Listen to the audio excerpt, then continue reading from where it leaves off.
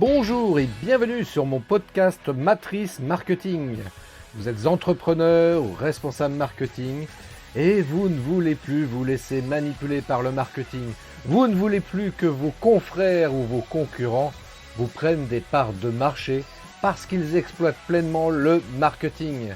Apprenez vous aussi à manipuler le marketing à votre avantage. Mon podcast Matrice Marketing est fait pour vous. Dans cet épisode, nous allons voir comment il est possible de maximiser son contenu vidéo. Parce que vous avez bien compris que la vidéo est aujourd'hui un outil incontournable pour communiquer sur les réseaux sociaux. Néanmoins, faire une vidéo, ce n'est pas suffisant. Il faut essayer de voir de quelle manière il est possible de maximiser et d'optimiser même le contenu que l'on publie comme ça en ligne sur son site web et sur les réseaux sociaux.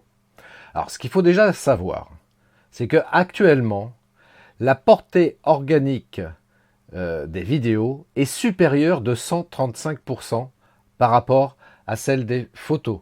Ce qui veut dire qu'en d'autres termes, l'ordre de priorité en fait en termes d'impact par rapport aux internautes, il apparaît très clairement, donc d'après ce chiffre-là, qu'aujourd'hui, la vidéo, si toutefois vous aviez encore des doutes par rapport à ça, la vidéo a une portée et un impact réellement beaucoup plus efficace et beaucoup plus important que de la photo ou du texte. Alors, je ne veux pas dire pour autant qu'il ne faut pas qu'il y ait de texte ou qu'il y ait de photos dans vos publications. Non, non, non, loin de moi cette idée-là. Le texte est extrêmement important, déjà d'une part pour le référencement naturel, donc par rapport à Google, bien évidemment, et puis d'autant plus si votre texte est bien écrit, que vous faites appel à un copywriter pour avoir, avoir des mots qui vendent, en d'autres termes. Le copywriting à ce niveau-là est extrêmement efficace. Mais quand vous associez du copywriting, par exemple, avec une vidéo bien travaillée, qui répond parfaitement à l'objectif que l'on se fixe, etc., eh bien là, pour le coup, c'est plus 135% que vous allez avoir d'impact, mais bien de l'au-delà, 200%, voire 1000%. Allons, soyons fous. Non, vous voyez, donc c'est important donc de mixer un petit peu tout ça, mais néanmoins, ce qui apparaît quand même assez clairement, c'est que la vidéo aujourd'hui est le premier outil à utiliser dans votre communication. Donc c'est à ne surtout pas négliger, loin de là. Alors une fois qu'on a dit ça, ok, on a dit tout ou rien en définitive. Donc c'est pour ça il faut quand même se poser la question de savoir comment on peut mettre en place la vidéo, comment l'intégrer dans notre stratégie de communication. Nous sommes entrepreneurs, peut-être même responsable marketing, et dans l'entreprise dans laquelle on travaille, en tout cas, voilà, il y a une stratégie, on cherche soit à, à stabiliser les clients ou le chiffre d'affaires que l'on a aujourd'hui, et puis peut-être aussi qu'on a quand même peut-être l'objectif de développer ça, de développer notre clientèle, parce que celle que l'on a va peut-être à un moment donné disparaître naturellement. Nous sommes des êtres humains, vous voyez ce que je veux dire, on va décéder en d'autres termes, et donc ça peut être utile aussi quand même d'avoir une politique de conquête de nouveaux clients, et donc d'avoir une stratégie par rapport à ça. Voilà, ça ne peut pas se faire comme ça. Et à ce niveau-là, donc la vidéo peut avoir un apport extrêmement intéressant et important, mais pour ça, il faut encore une fois mettre en place une stratégie et intégrer la vidéo au sein de cette stratégie marketing que l'on met en place. Alors, une stratégie marketing, ça se définit comment? Parce que je sais que beaucoup d'entrepreneurs que je rencontre, vous voyez, je discutais encore avec tout à l'heure, là, en visio, là, on discutait, et malgré le fait que cette personne me disait qu'elle connaissait la com, etc., enfin bref, quand j'ai commencé à parler stratégie, et voilà, elle me faisait appel à moi pour une vidéo, et je dis mais comment tu vas intégrer ça dans ta stratégie? C'est pour mettre sur mon site web. Oui, ok, mais ce n'est pas suffisant. Ça s'adresse à qui? C'est quoi le message que tu veux faire passer au niveau de cette vidéo? Et puis, qu'est-ce que tu en attends en définitive? Parce qu'il s'agit encore une fois d'avoir un retour hein, sur investissement, parce que là, pour faire la vidéo, on prend du temps, ça coûte de l'argent, et on fait pas ça comme ça pour le plaisir. Hein. Quand on est entrepreneur, tout ce que l'on fait, c'est toujours pour avoir un retour sur investissement. Donc encore une fois, je me permets d'insister là-dessus, la vidéo doit s'intégrer dans une vraie stratégie marketing. Donc en d'autres termes, comment il faut faire? Eh bien tout simplement déjà, peut-être, si ça n'a pas déjà été fait évidemment, mais bien définir son public cible, ce qu'on appelle en langage marketing son persona, hein, son client idéal. Qui est notre client idéal finalement que l'on souhaite atteindre. Hein, il ne s'agit surtout pas d'avoir, comme parfois j'entends des entrepreneurs qui me disent « Ouais, mais moi je veux toucher tout le monde ». Mais oui, mais le problème, on le sait en marketing, c'est qu'à vouloir toucher tout le monde, finalement, on ne touche personne. Parce qu'on ne peut pas, comment dirais-je, émouvoir chacune des personnes que l'on souhaite toucher. Alors que si on a une cible précise, si par exemple je vous dis, voilà, moi, ma cible, je dis n'importe quoi, hein, ma cible c'est un jeune de 20 ans, il s'appelle Kevin, il vient de démarrer une école de commerce et donc du coup, moi, ce que je voudrais, c'est donc pouvoir toucher ce jeune-là. Et bien évidemment, je vais adapter mon message, je vais adapter ma communication par rapport à cette cible.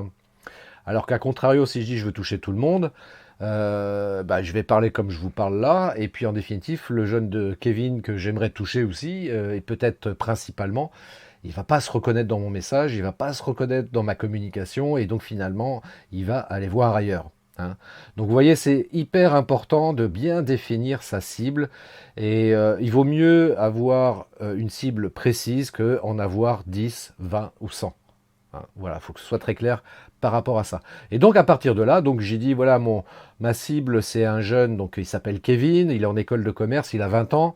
Eh bien je vais mettre en place pour le coup un contenu éditorial qui corresponde à ce public cible, à ce persona en d'autres termes, contenu éditorial donc dans lequel j'aurai un message qui va lui parler. Donc un message un peu Jones, hein pas un message trop châtié, avec un vocabulaire peut-être qui peut paraître condescendant, enfin vous voyez ce que je veux dire, donc par rapport à ce jeune de 20 ans en tout cas, et donc non, vraiment, faut vraiment s'adapter à lui.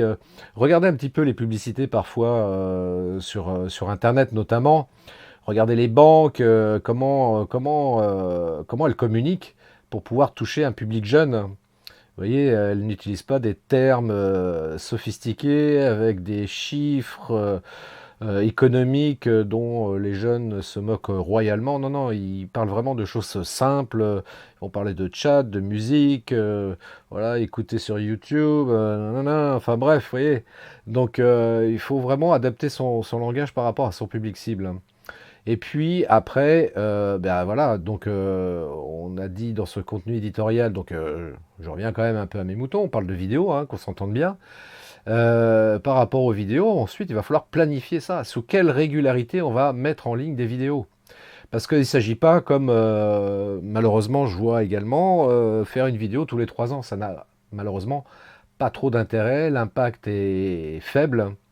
Alors que si on se dit, voilà, moi je vais faire une vidéo par mois, voilà, sur des sujets différents bien évidemment, hein, on va pas faire la même chose à chaque fois, mais je vais faire une vidéo par mois. Voilà, c'est le planning que je prévois de faire. Et bien, du coup, quand vous mettrez ça sur Internet, les gens vont prendre l'habitude de savoir que vous mettrez une vidéo par mois. Il va se créer une certaine fidélisation, une attente même, et l'impact sera beaucoup plus important. Et puis, ça va avoir aussi des conséquences assez positives quant au référencement de votre site Internet, à la visibilité de votre vidéo, enfin, voilà. Et enfin, si je puis dire, une fois qu'on a fait ça, eh bien, on publie ces vidéos, on les planifie, et puis ce qui est hyper important, bien évidemment, c'est d'analyser les résultats. C'est-à-dire qu'on va regarder non pas seulement le nombre de likes sur les vidéos que l'on va publier, notamment sur les réseaux sociaux. Ça, c'est une information qui n'a, pour ainsi dire, pas trop d'intérêt, si ce n'est que ça va flatter votre ego de savoir que vous avez eu 10 000 likes. Mais concrètement et en tant qu'entrepreneur, soyez bien conscient que c'est pas ça le plus important. Le plus important, c'est de voir un peu l'engagement que ça peut créer. Alors quand je parle d'engagement, ça va être le nombre de partages, les likes aussi par rapport à ça, mais surtout les commentaires. Il faut bien savoir qu'aujourd'hui, les réseaux sociaux, les commentaires qui sont mis sous les vidéos, que ce soit sur les réseaux sociaux, YouTube, etc., les commentaires, c'est l'élément déterminant qui va augmenter la visibilité de votre vidéo. Et puis, bien évidemment, par voie de conséquence aussi, les personnes qui vont arriver sur votre vidéo, qui vont certainement lire les commentaires qu'il y aura en dessous, ça aura aussi un impact, bien évidemment. Donc, plus il y aura de commentaires positifs, et plus l'impact sera important. Donc, c'est pour ça que je dis que ce qui est essentiel quand même au niveau de l'analyse des résultats de vos publications de vidéos, c'est de regarder l'engagement qui est généré derrière.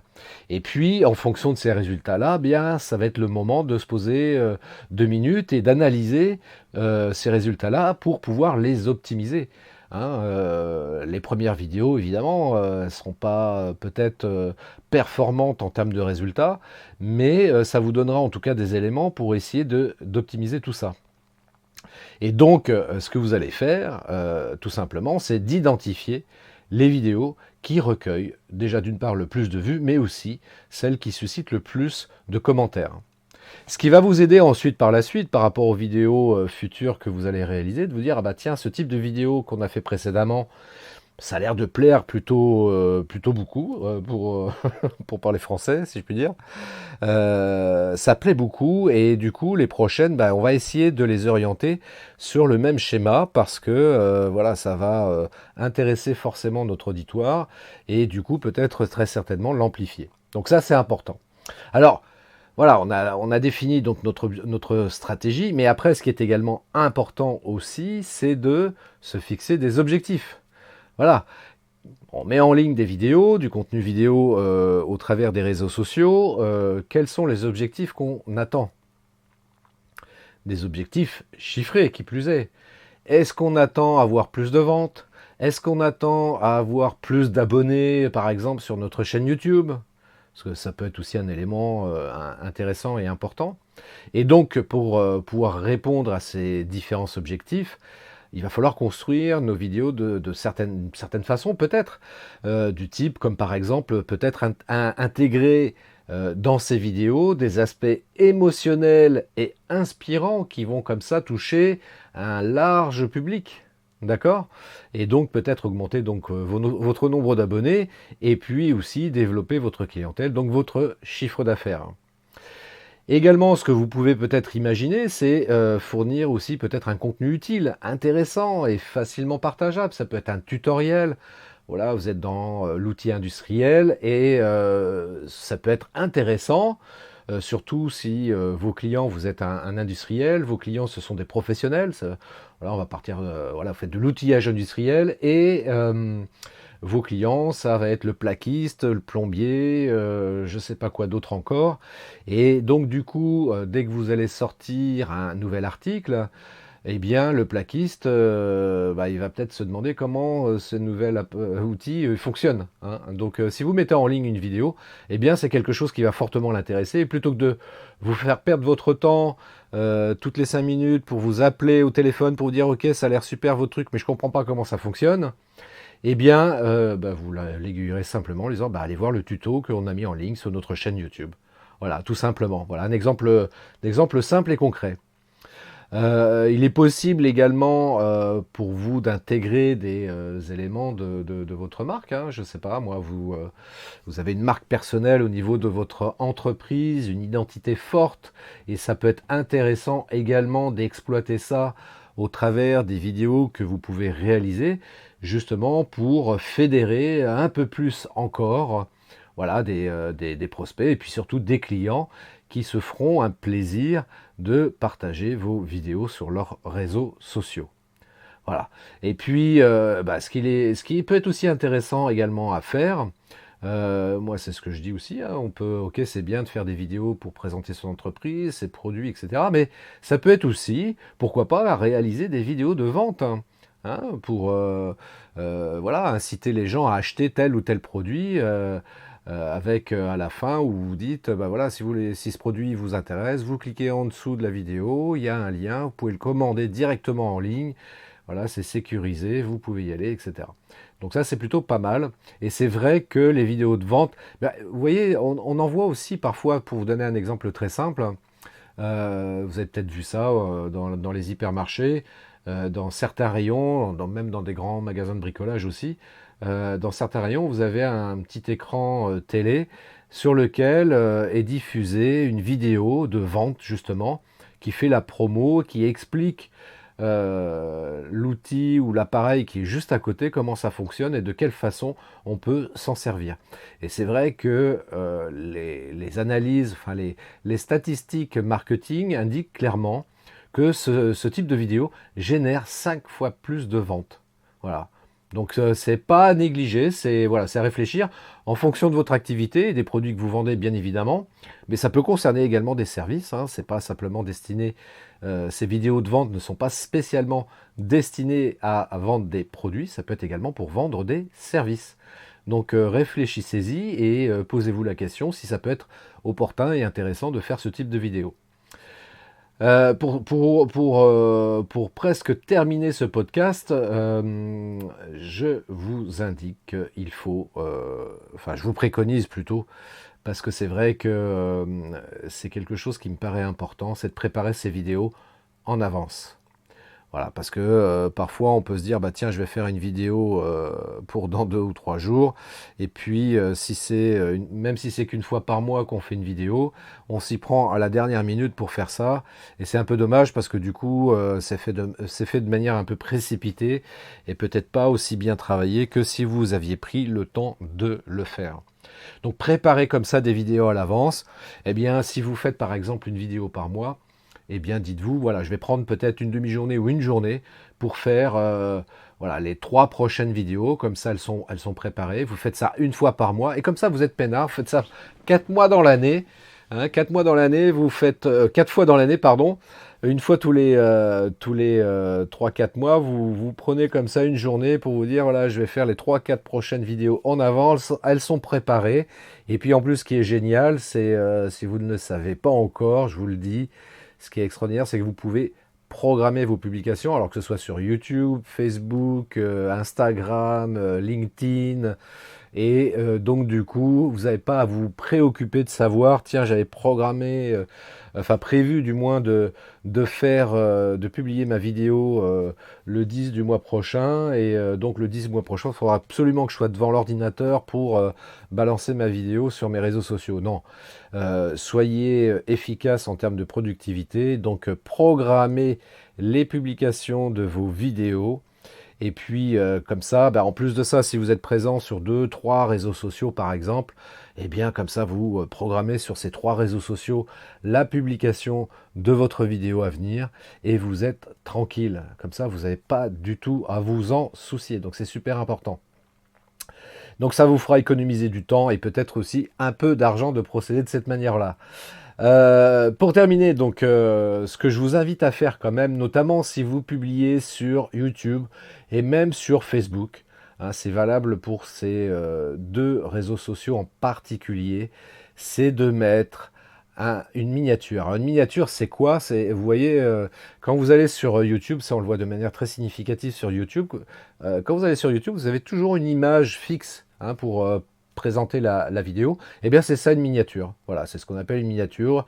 Voilà, c'est une image fixe. Donc ça, il faut la travailler, il faut la préparer. Et moi, ce que je vous invite à faire, c'est d'aller sur... Je terminerai quand même sur un truc donc, qui est super important, parce que c'est vrai que je l'ai évoqué un peu rapidement, c'est la publication de ces vidéos. Parce que faire des vidéos, c'est bien, mais ensuite, il faut les publier. Parce qu'encore une fois, c'est ce que j'ai évoqué au tout début de ce podcast. Voilà, la vidéo doit s'intégrer dans une stratégie marketing. On est là pour voilà, peut-être avoir plus de visibilité, de notoriété, et puis peut-être qu'on est aussi dans une stratégie de conquête de nouveaux clients. Et donc, bah, il va falloir publier ces vidéos. Et alors, comment publier ces vidéos? Alors, sans rentrer trop dans le détail, parce que ce serait un peu trop long dans ce podcast pour en parler de manière très détaillée, mais voilà, il y a quand même des éléments clés à avoir en tête. Je pense par exemple aux miniatures. En miniature, c'est ce qu'on va être amené à faire et à mettre lorsque l'on va publier sa vidéo sur YouTube ou sur Facebook. Parce que, alors la miniature c'est quoi? C'est quand vous allez sur YouTube, vous avez vu, vous avez toujours une petite image fixe qui apparaît sur la vidéo, enfin sur les vidéos que vous voyez qui s'affichent sur YouTube. Et bien c'est cette image-là, donc qu'on appelle une miniature, qu'il va falloir mettre. Parce que si vous n'en mettez pas vous, par défaut, YouTube va en mettre une. C'est-à-dire qu'il va aller choisir dans la vidéo une image de manière totalement aléatoire qui va symboliser votre vidéo. Et ce choix aléatoire de YouTube n'est pas forcément le meilleur. Et puis surtout, il faut attirer l'œil de l'internaute quand il arrive sur YouTube. Vous avez vu, il y a toujours du texte sur ces miniatures-là. Bien, faites de même. Voilà, vous vous créez vous-même votre image, vous mettez vous-même du texte.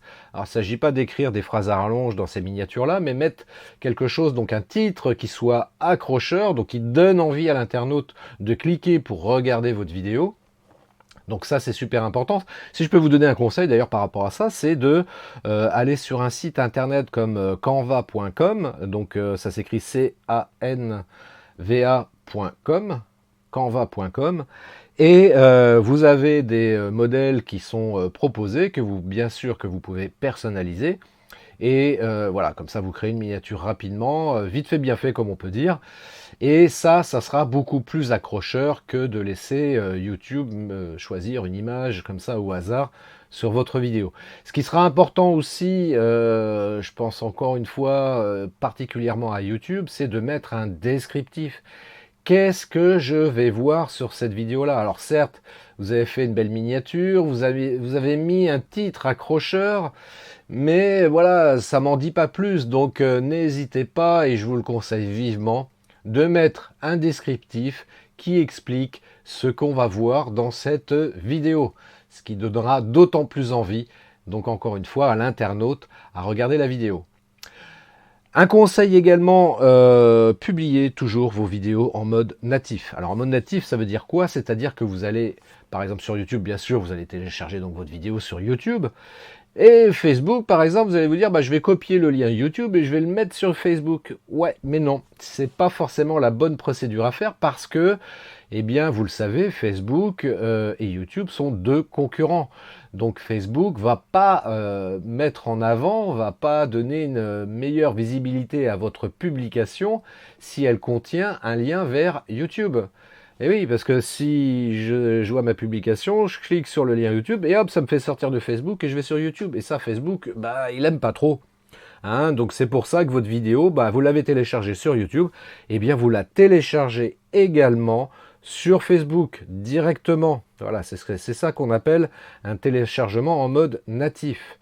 Et comme vous avez préparé votre miniature sur YouTube, eh bien vous mettez aussi la même miniature sur Facebook. Voilà, c'est pas la peine de faire deux fois le même boulot, il a été fait une fois, donc optimisons notre productivité encore. C'est quand même vachement plus simple.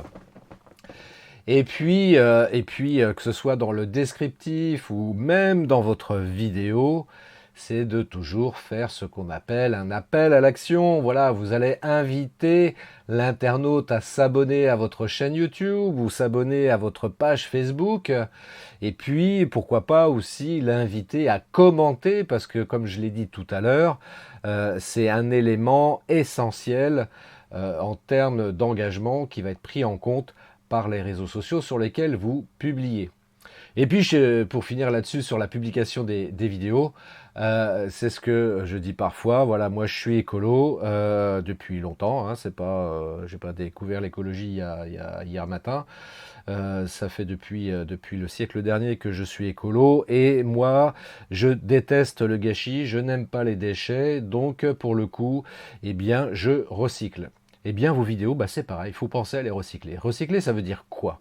Eh bien, tout simplement, quand vous avez publié la première fois votre vidéo sur YouTube, vous l'avez publiée sur Facebook, peut-être sur Twitter, sur LinkedIn, eh bien, ne pas hésiter à la republier à nouveau, une deuxième fois, une troisième fois, Alors en laissant un certain temps entre chaque publication, hein, il ne s'agit pas de republier tous les jours, c'est pas du tout l'idée, mais peut-être une fois par mois, tous les 2 mois ou tous les 3 mois, peu importe.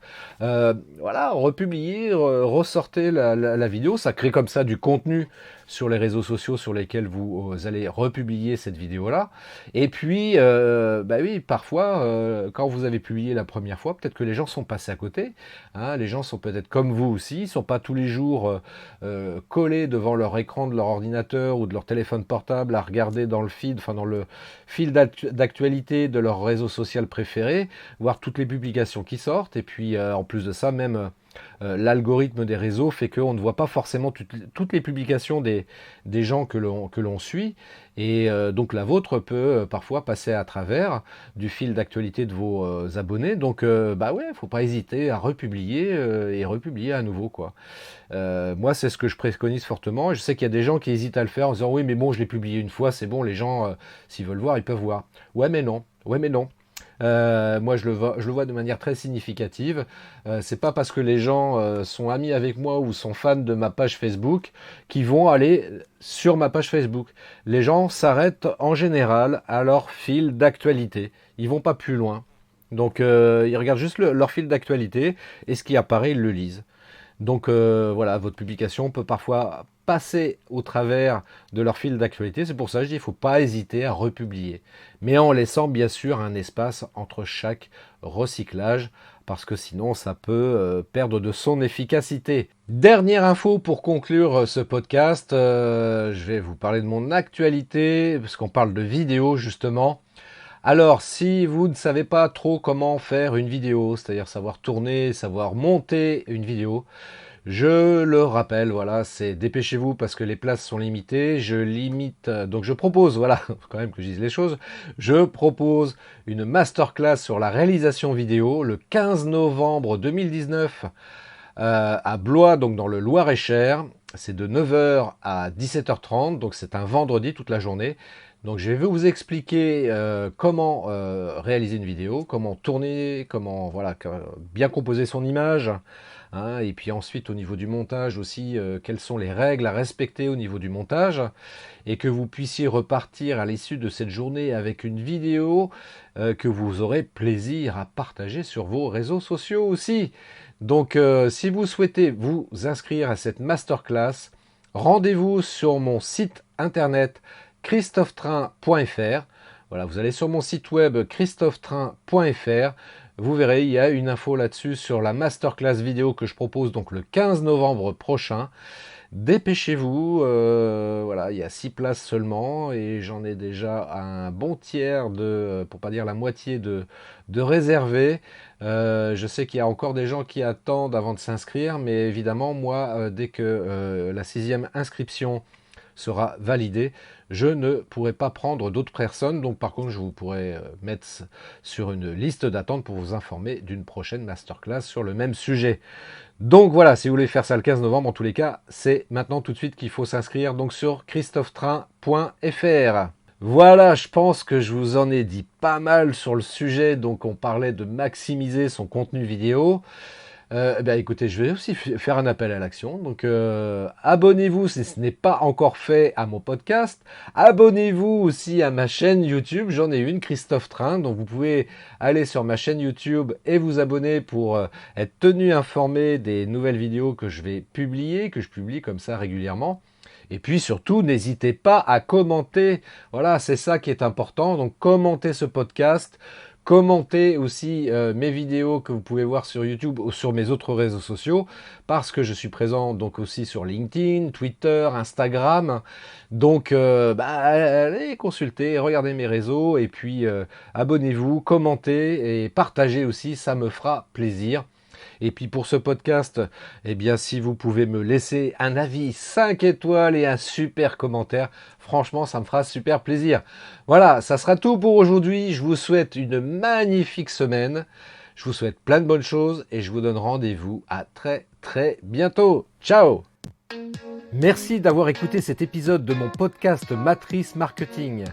Laissez-moi un avis 5 étoiles, laissez-moi un commentaire et partagez cet épisode sur vos réseaux sociaux préférés. Je Je vous donne rendez-vous à très bientôt pour un nouvel épisode de mon podcast Matrice Marketing.